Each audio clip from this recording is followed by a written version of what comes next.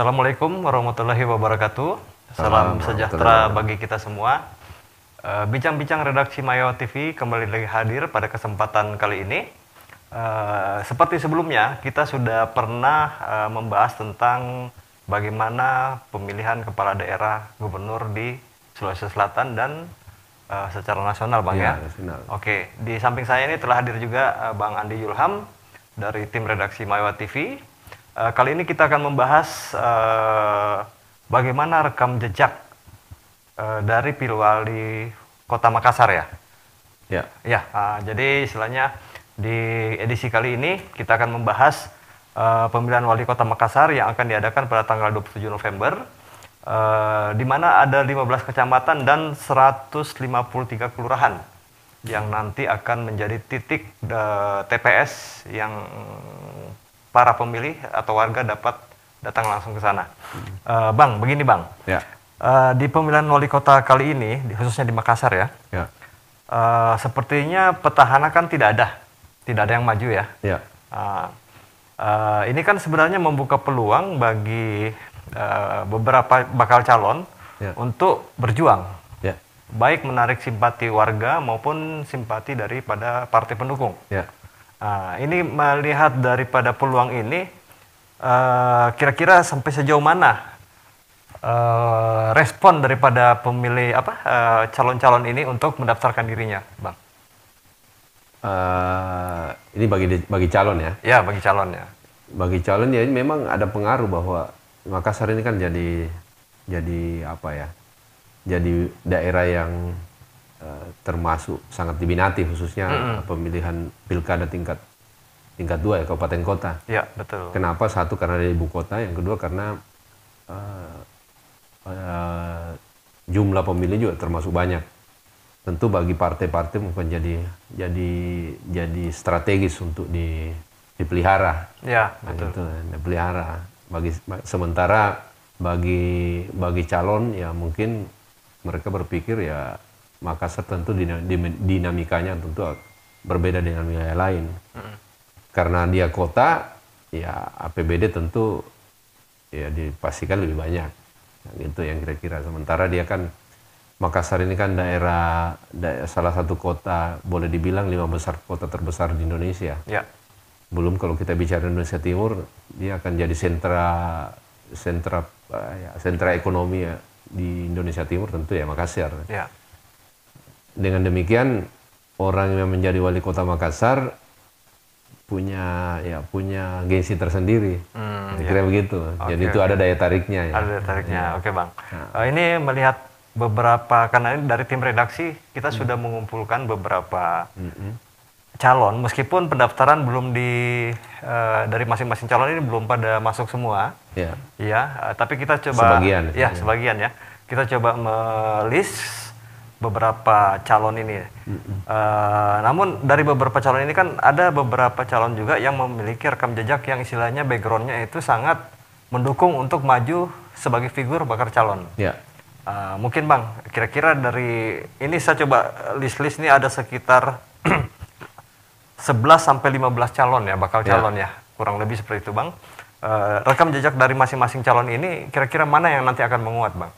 Ya ini kan ya sekarang ini yang muncul di permukaan itu tentu kan kita bicara pada tataran lapangan. Ya. Lapangan ini pengertian kan yang kita anggap serius kan mereka yang melakukan sosialisasi dalam alat peraga kampanye. Khususnya baliho misalnya, spanduk dan sejenisnya. Kemudian itu yang pertama. Yang kedua, di antara nama-nama yang beredar ini kan sebenarnya kan masih acak ini. Apakah 01 atau 02 kan? Kan belum ada secara spesifik menyatakan bahwa saya 01 atau 02. Ya. Tentu menurut lumrahnya biasanya mereka target tetap 01, kalau tidak ya bisa 02. Tapi di samping itu ada juga yang tidak, yang percaya diri bahwa saya maunya 01. Nah, yang 01 itu kan sudah bisa kita, yang target seperti itu sudah bisa kita petakan. Ya. Tentu mereka punya sumber daya politik dan sumber daya finansial yang cukup memadai. Betul. Karena kan ini kan pemilihan wali kota Makassar ya termasuk daerah yang kalau kita mencalonkan diri cukup menguras banyak sumber daya finansial. Ya. Cukup besar biayanya. Cukup besar, ya. Biaya apa istilahnya, biaya kampanye ya, kampanye ya. Ya, betul. Biaya sosialisasi, biaya kampanye dan lain-lain, saya Makassar cukup besar. Nah, tentu para figur-figur yang kalau tidak ditopang oleh sumber daya finansial yang memadai tentu akan kesulitan. Ya. Nah, itulah yang menyebabkan beberapa di antara nama-nama itu mungkin nembak-nembak satu, ya kalau dikasih dua oke lah. Kira-kira gitu. Iya. Oke. Ini jadi ceritanya ini mungkin mereka masih mengukur dulu. Apakah cocoknya di 01 atau 02. Ya. Tapi tetap ada beberapa tokoh ini yang mengklaim akan tetap maju di 01 ya. Iya, kita cuma mengira-ngira karena kan tentu sebagian dari mereka tidak akan secara terbuka. Ya, tapi kan bisa ya. Masih rahasia ya. Mungkin pembicaraan itu ada di internal. Kita ambil nama besar. Ini ada nama-nama yang teratas itu seperti Indira Yusuf Ismail, istri wali kota Makassar, Pak Dani Pomanto, tentu kuat. Yang kedua Rahman Bando. Rahman Bando itu sudah pernah ikut kontestasi. Ya, betul. Wakilnya API pada periode kemarin tentu dianggap penting yang begini-begini ya seriusnya. Kemudian API sendiri 2 kali maju. Tentu Arifin API ya. Tentu akan kemudian akan dianggap berada pada level-level atas. Ya. Nah, sementara yang baru masuk ini ada banyak nama juga yang kira-kira juga punya kansnya cukup besar. Contoh Andi Seto Asapa. Ya, Andi Seto Asapa itu mantan Bupati Senjai, tentu bisa dibilang bahwa punya sumber daya yang memadai. Banyak lagi. Salah satunya ini mungkin seperti siapa ya? Rusdin Abdullah. Nah, Rusdin Abdullah ya itu dukungan dari Nasdem. Nasdem sendiri. Nah, Rudal ini kan singkat Rudal. Nama ini kan sudah lama beredar. Bahkan sudah familiar didengar oleh masyarakat. Bahkan di mana-mana Pak beliau sudah ada Rudal. Nah, di partai yang sama ada Rudianto Lalo. Ya. Rudianto Lalo itu cukup ini juga saya kira peluangnya juga besar juga. Samping karena dia pada pemilu kemarin dia berhasil melaju ke Senayan dengan raihan suara yang cukup signifikan.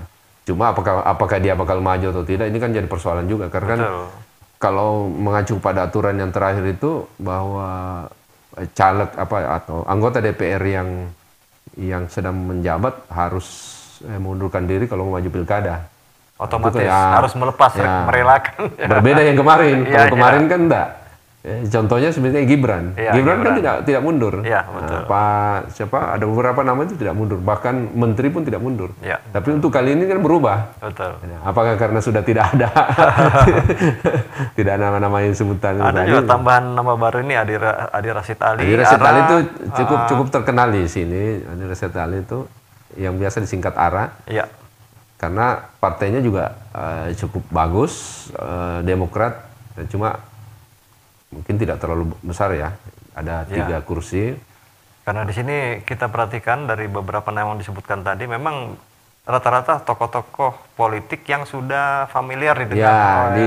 Di kalangan masyarakatnya sudah familiar. Ya. Ada ketua PKS Sulsel juga Amri Arsad juga, kelihatannya mulai banyak baliho juga.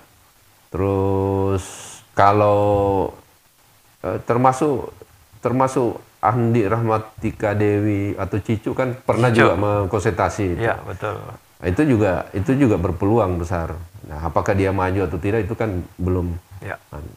Ada dari PKB Ashar Asad, ketua PKB Sulsel. Ya, betul. Itu juga jadi masih banyak sekali nama yang berpotensi untuk maju. Kalau di Gerindra Andi Seto tentu ya sudah mulai banyak balihonya. Yasir Mahmud juga kader Gerindra ya, sekarang dia ketua KONI Sulsel. Terus Najmuddin pengusaha, Padel dan beberapa nama lain. Ya. Ya, dan jangan lupa ada juga masih ada terahnya Yassin Limpo ini yang masih berpeluang. Oh ya. Irman Yassin Limpo. Irman, ya. Disapa None ya. Mantan Kadis Pendidikan Sulsel. Ya. Nah, tentu ini juga punya peluang besar. Ya, gitu. betul.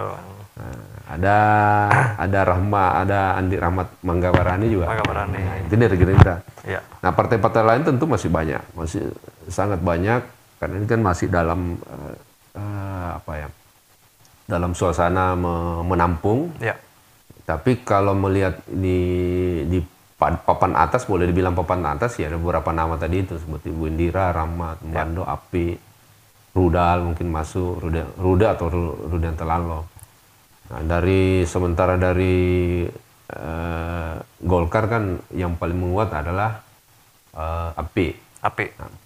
Nah, apakah ada alternatif calon lain? Saya kira ini juga menunggu kabar, menunggu perkembangan terakhir. Ya. Karena ini kan sekarang kan bulan berapa? Bulan 5. Bulan 5 itu bulan 6 ya. Bulan 6. Bulan 6 itu kan masih ada November itu masih ada 5 6 bulan lah. Ya, kalau untuk surat dukungan dari partai kan rentang pendaftarannya itu kan tanggal 5 Mei sampai 19 Agustus. Ya. Dan berapa tanggal? 5 sampai 19 Agustus. Ya, berarti Agustus. Itu surat dukungan partai terhadap bakal calon ya. Ya. Ini sekarang lagi pendekatan kepada semua antar partai ya. Antar partai. Karena kan problem bagi kader-kader yang dari partai yang tidak signifikan. Karena kalau misalnya partai, anggaplah misalnya, kalau sekarang kan kalau Makassar itu minimal perolehan kursi itu 10 kursi. Ya. Nah, di antara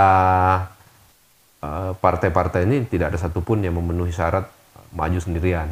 Tentu harus menggalang koalisi dengan partai lain. Ini satu lagi Bang nih.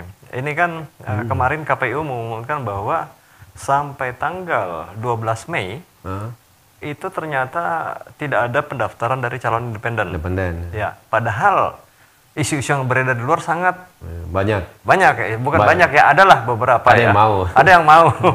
Termasuk temannya Bapak itu ya. Ya, oke, Pak. Tapi sampai tanggal 12 Mei dinyatakan tidak ada satupun yang datang. Iya, karena memang berat. Ya. Syarat menjadi calon independen memang berat, sangat berat. Ya. Kelihatan bahwa dia cuma mencari apa itu KTP, tapi itu berat. Kenapa sekian ratus ribu mesti disiapkan? Katakanlah berapa? Katakanlah 100.000 minimal. Maka dia harus minimal 2 kali lipat. Iya, betul. Nah, 2 kali lipat itu kan karena mesti ada verifikasi.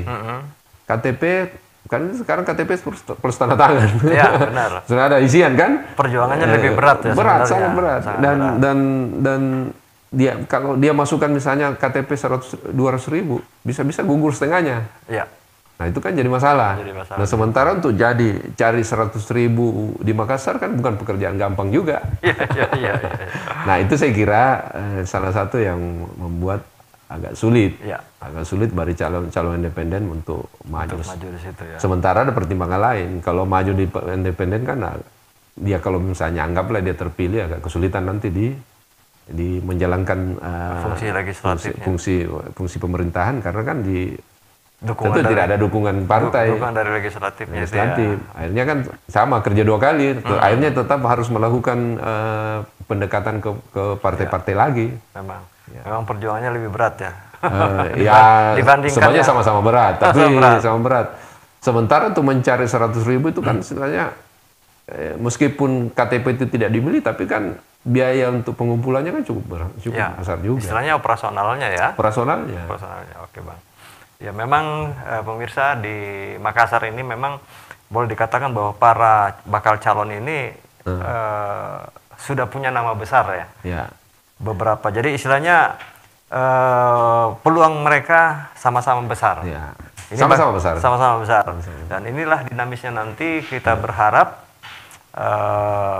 Pilwali Kota Makassar itu akan menjadi perhatian dari provinsi lain karena di sini sangat dinamis sekali karena tidak ada petahana yang maju, Bang. Bahkan ya itu tadi.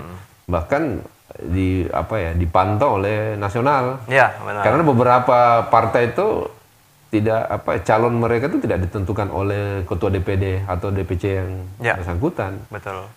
Bahkan calon wali kota Makassar itu bahkan beberapa partai harus ditentukan oleh ketua umum DPP. Bukan DPP. Ya, kenapa begitu ya? Saking strategisnya ini. Ya. Nah, tadi Kang Leo tadi sebut buat tidak ada petahana, ini memang sebenarnya kan kalau kenapa tidak ada petahana? Karena Pak Dhani itu sudah 2 kali. Ya. Sementara Ibu Fatma itu memang baru 1 kali, tapi dia langsung loncat ke gubernur. Langsung ke calon gubernur. Kebetulan dia berpasangan dengan incumbent yang juga peluangnya besar. Ya.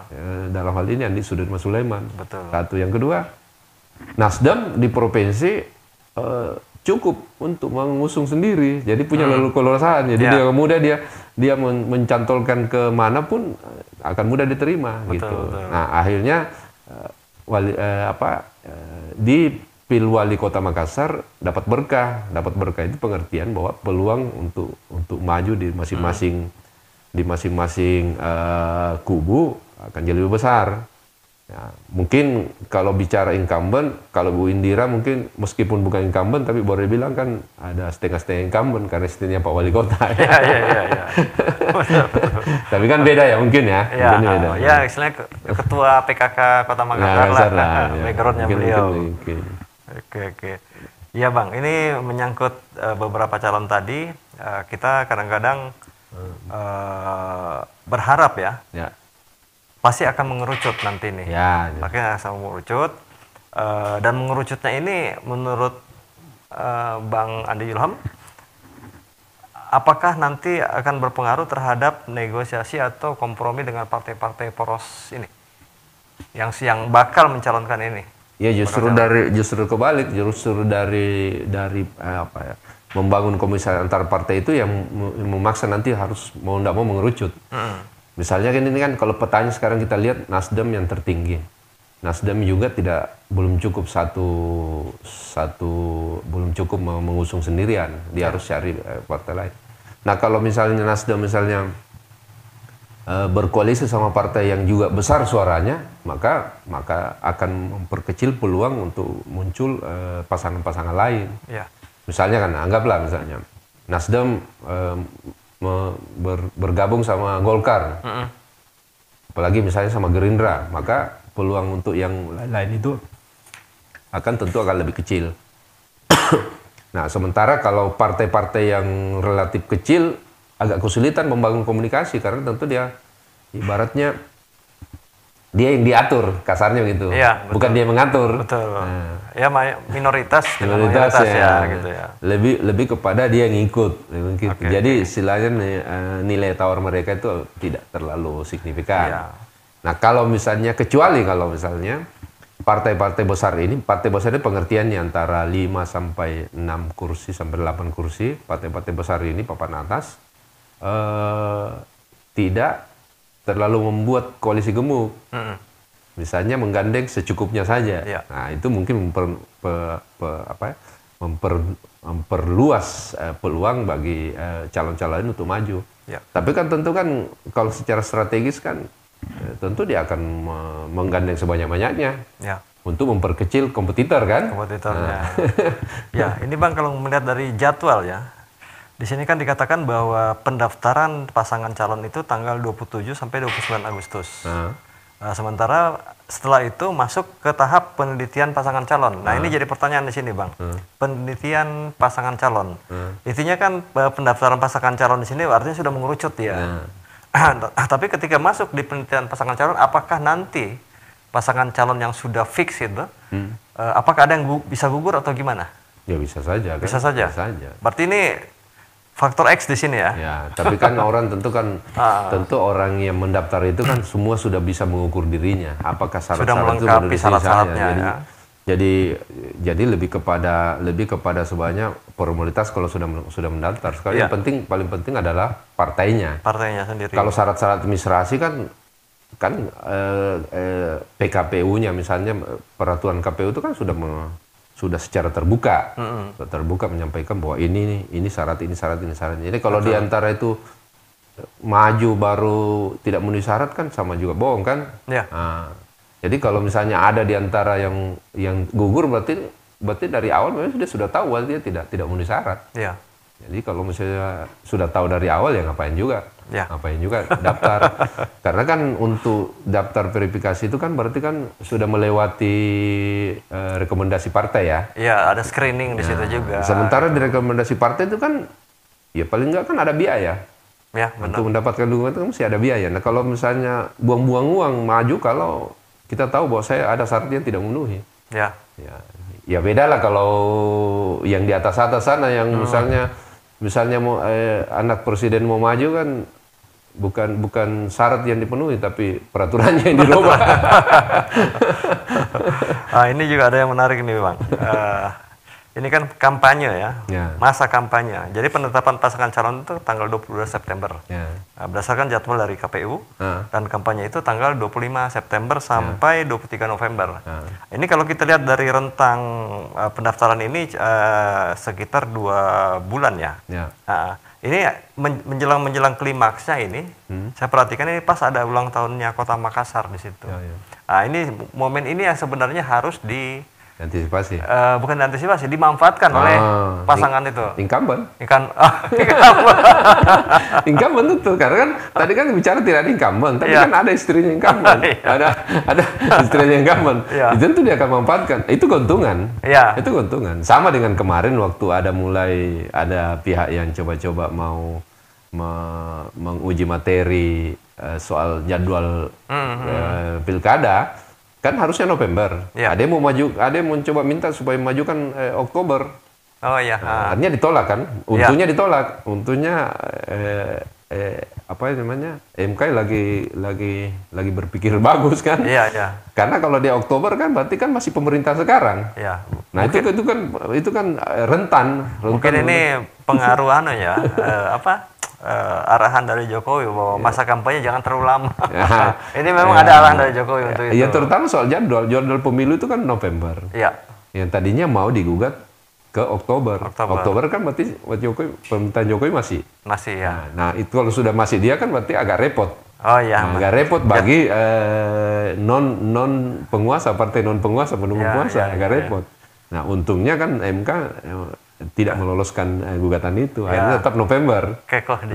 November kan sudah berganti. Benar-benar. Nah sekarang tentu kalau sudah berganti, bukan berarti tidak ada potensi intervensi. Potensi intervensi itu kan tentu kan presiden yang baru. Nah presiden yang baru akan sedikit banyaknya ada pengaruh. Kalau dibilang kalau dibilang banyak mungkin meskipun itu cuma arahan aja ya. Ya kita kadang-kadang kan susah mengukur itu, intervensi itu mengukur dalam kalau dalam bahasa hukum berupa materi kan. Benar. Susah kalau dibilang bilang saya tidak ikut campur tapi kan agak susah. Secara psikologi masih ada pengaruhnya toh. Betul. Gitu. Satu lagi nih Bang, sebelum kita tutup pembicaraan ini, kira-kira dari para bakal calon ini, mereka kan memiliki yang namanya basis massa yang cukup loyal. Dan saya yakin mereka sudah siap dengan persiapan apa semua gitu ya. Nah ini kira-kira selama masa kampanye nanti, kira-kira dari sisi gesekan-gesekan ini gimana Bang? Kalau kita analisa ya. Ya pasti kan peluangnya ada, apalagi Makassar ya. Cuma kan strategi pengerucutan para calon itu memang mesti dipikirkan. Minimal mengakomodasi kepentingan masing-masing bakal calon itu mungkin. Jadi kita berkaca pada Pilpres. Kalau dipaksakan misalnya calon itu hanya 2 head to head, itu yang berbahaya. Memang sebaiknya adalah lebih dari 2. Jadi jangan sampai ini kan masukan, jangan sampai mengarah kepada head to head. Kalau head to head itu kan berhadapan-hadapan, itu potensinya berbahaya. Makanya saya bilang sebisa mungkin jangan ada pasangan calon yang misalnya menguasai partai terlalu banyak. Kalau mengambil terlalu banyak akhirnya kan bisa berbahaya. Ini sekedar berandai-andai aja Bang. kira-kira mengerucutnya ini sampai pada saat penetapan pasangan calon itu tanggal 22 September, kira-kira berapa pasangan calon? Ini berandai-andainya Bang. Kalau dikira-kira bisa 3, bahkan 4. Cuma kan jangan sampai terjadi kayak dulu. Dulu kan pernah satu kali satu pasangan calon memborong partai hampir seluruhnya kan? Ya, benar-benar. Yang akhirnya kan berujung pada kota kosong. Kota kosong. Iya. Nah kalau sudah mati kota kosong kan pilkadanya nggak asik kan? Nah gitu. Ya. Nah kalau misalnya kurang demokratis ya. Ya. Nah sementara tidak matematis juga rupanya politik. Bukan berarti Anda sudah kuasai semua partai otomatis seluruh sumber daya suara itu otomatis Anda kuasai, ternyata tidak. Kan terbukti seluruh partai ambil tapi tidak menang melawan kota kosong. Nah, itu kan jadi pelajaran. Ya, saya kira itu bisa jadi pertimbangan bagi para calon supaya ya nggak usah lah diambil semua kalau memang itu, supaya juga memberi peluang pada calon-calon itu membangun poros baru. Nah, kalau agak beragam calon-calon itu tentu tadi yang disebut gesekan itu bisa diminimalisir. Ya kita berharap melebihi dari 2 bakal pasangan calon ya. Ya kalau melihat kalau melihat ini pertanyaan ini saya kira bakal lebih dari 2. Lebih dari 2 karena kan ya kecuali misalnya ada intervensi pengatur. Oh ini kasih begini aja, itu kan biasa kadang-kadang juga begitu kan. Apalagi dari beberapa nama yang kita coba list ini, mereka sudah punya background pengalaman wali kota sebelumnya, pemilihan wali kota sebelumnya. Jadi seperti ini, coba kita lihat. Nasdem 8, Golkar 6, PKS 6, Gerindra 6. Nah ini yang 4 besar. Sementara kalau mau ambil 7 besar berarti ada PKB, PDIP, P3 yang masing-masing 5. Betul. Nah ini kalau bisa sih, ya ini nih yang baris ketiga itu juga ambil satu sendiri. Ya 3 cukup lah. 3 cukup ya. Terlalu rame juga pusing kepala juga. Bukan masalahnya itu, pada saat buka surat suara terlalu besar. Kalau terlalu banyak juga ribet. Tapi kadang-kadang jadi ramai. Kalau banyak calon jadi ramai. Tukang balionya juga panen. Ya betul. Ya ada plus minusnya. Efek dominonya lah. Ya kita harap sih makin ramai makin bagus. Dan terutama bahwa berlangsungnya pilkada di Makassar itu berlangsung kondusif ya. Dan bisa menghasilkan pimpinan yang betul-betul merankan suara rakyat. Kira itu. Oke, baik Bang. Pemirsa, demikian tadi hasil bincang-bincang kami dengan Bang Andi Yulham, terutama di sini mengenai peluang daripada masing-masing bakal calon yang sudah kami list di sini. Kira-kira persentasenya seperti apa nanti mengerucutnya, tapi yang jelas kami berharap tidak terjadi head to head ya. Artinya 2 pasangan bakal calon ya. Pilihan terakhir itu. Kalaupun harus head to head ya mau diapa. Ya, itulah demokrasi Bang. Itulah demokrasi. Iya, dan kita berharap juga para bakal calon ini bisa berjuang menarik simpati warga dan partai politik dengan cara yang humanis. Kita usahakanlah Makassar menjadi contoh pesta demokrasi yang ideal ya. Kalau bisa janjikan yang bisa Anda penuhi, jangan janji kosong. Baik pemirsa. Ya demikian pemirsa bincang-bincang redaksi kami. Saya Leo Prianto Wardiana dan Bang Andi Yulham mohon pamit dari hadapan pemirsa. Terima kasih. Wassalamualaikum warahmatullahi wabarakatuh. Waalaikumsalam warahmatullahi wabarakatuh.